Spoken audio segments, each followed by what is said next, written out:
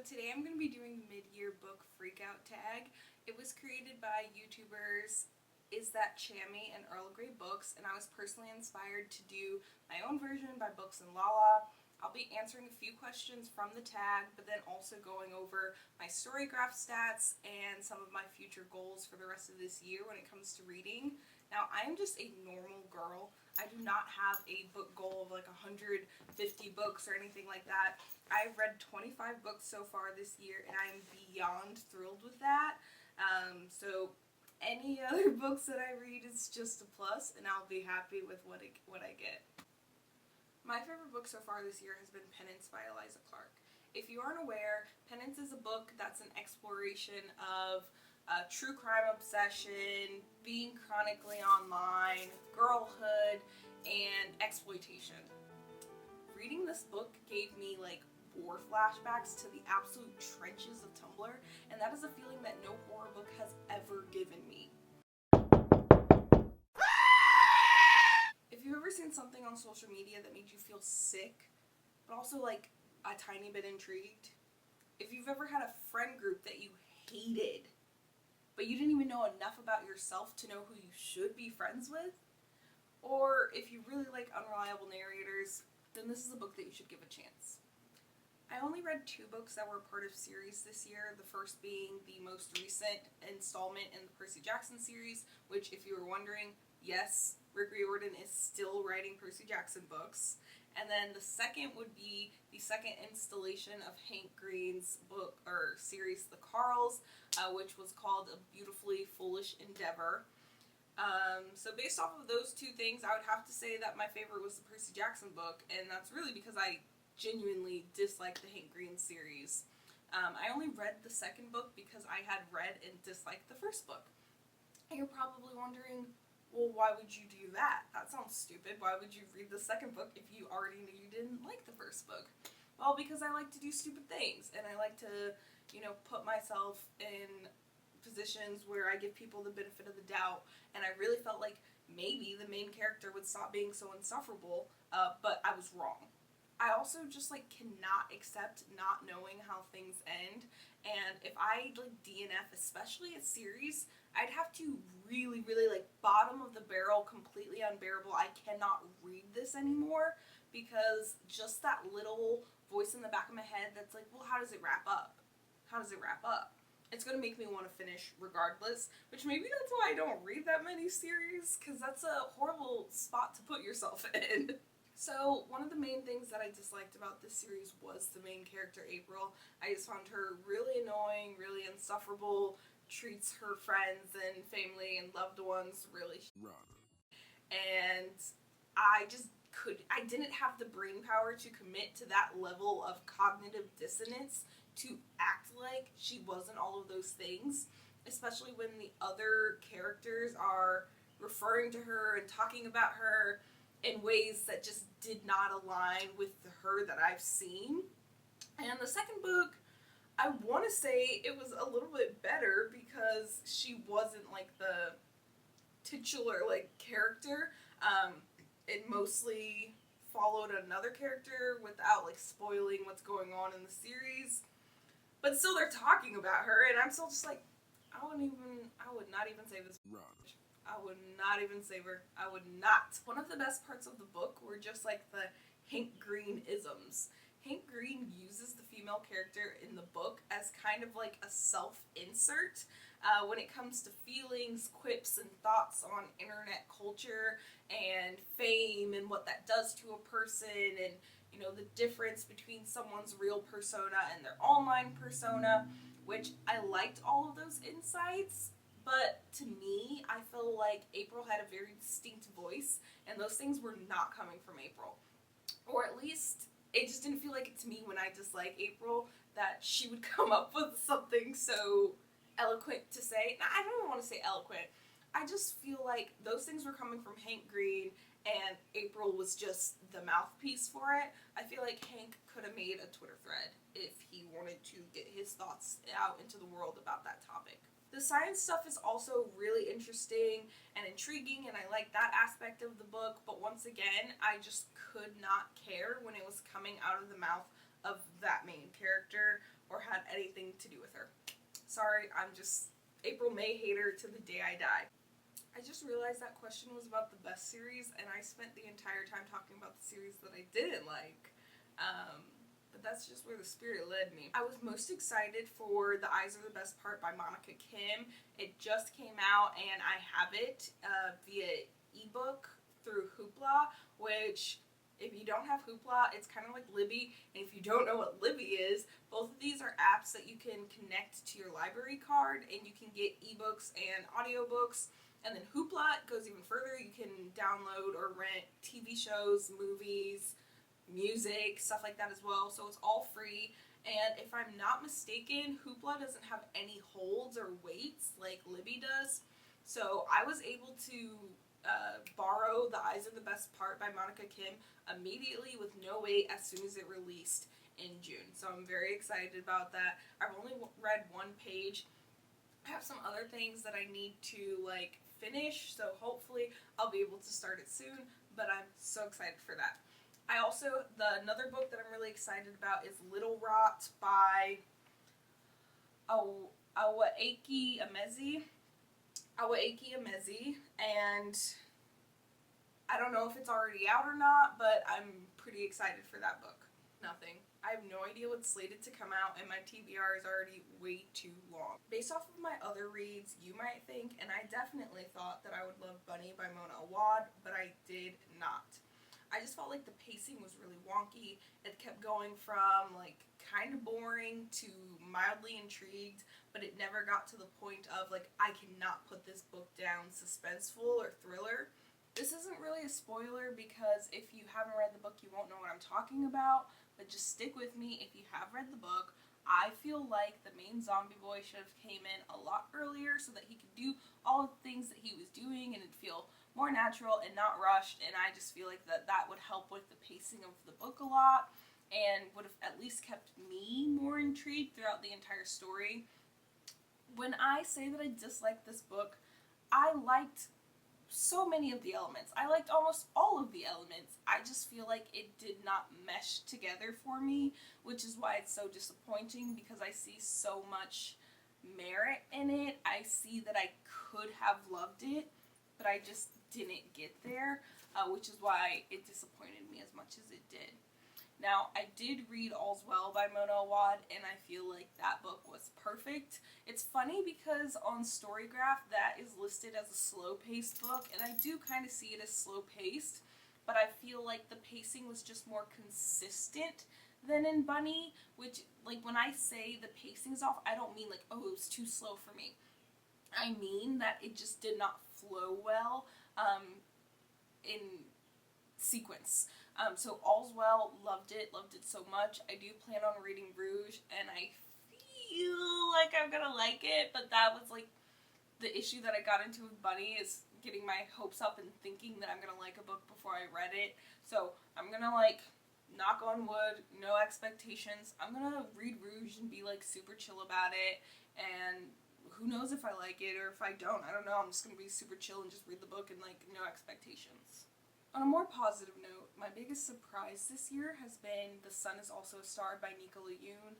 I read this book when I was looking for something a little fluffier. I was emotionally downtrodden after my reread of The Perks of Being a Wallflower, and I just needed something that was not going to make me feel miserable. One thing is that this is a romance, and I don't typically read that many romances, which is kind of what led me there in the first place, is I felt like I needed something cute and fluffy.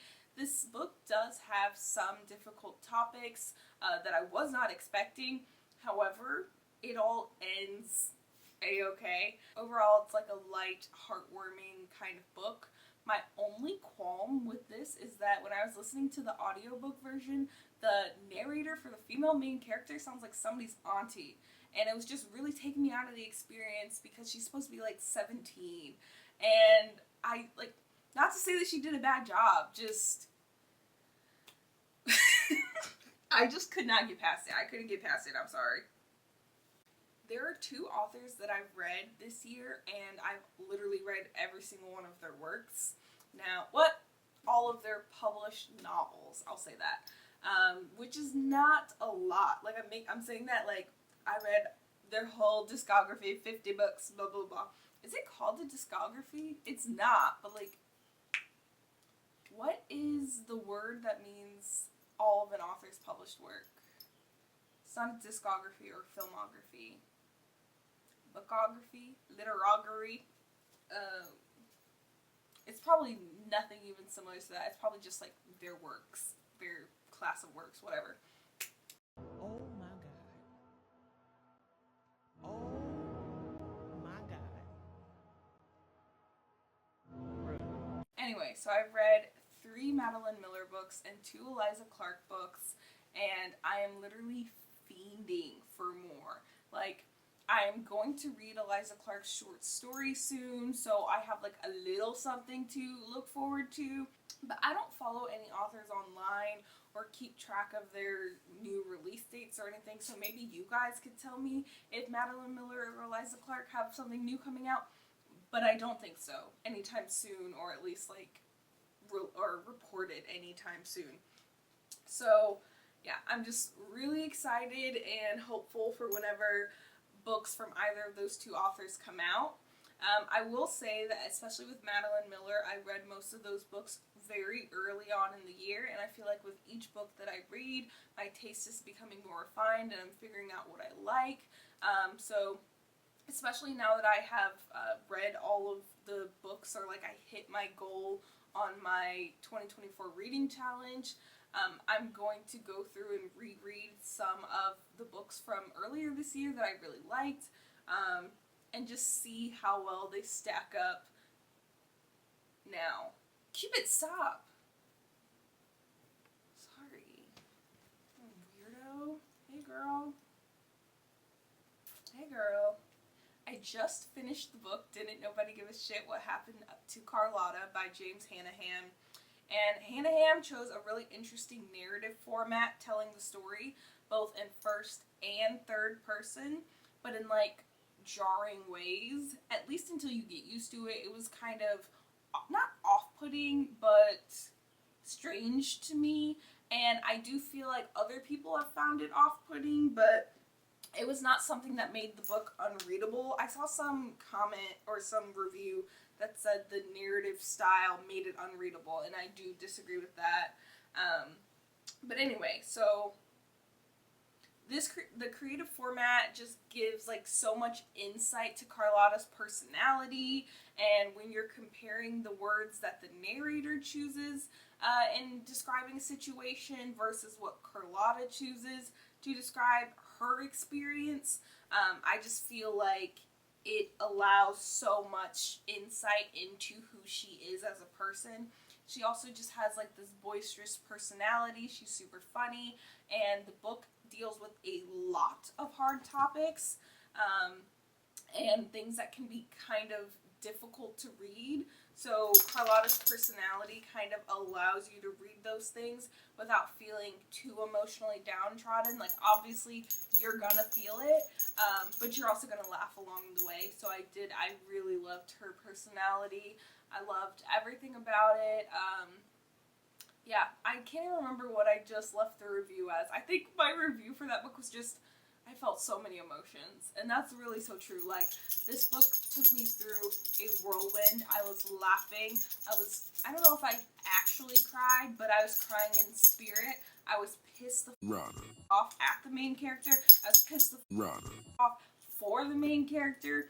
Like, it's just, I don't know. That's just why she's my new favorite character. I cried in the airport reading Boy Parts, and that is why it looks like this, if you can even tell from the distance that I'm at. No, I'm lying. I read it on the beach. That's why it looks like that, which is kind of crazy. If you're familiar with what this book is about, this is not a beach read, but this is like my version of a beach read. I'm like, la-da-la-da-da, you know, just soaking in the sun, reading this shit. But anyway, so, oh my god, this book, like, ruined me.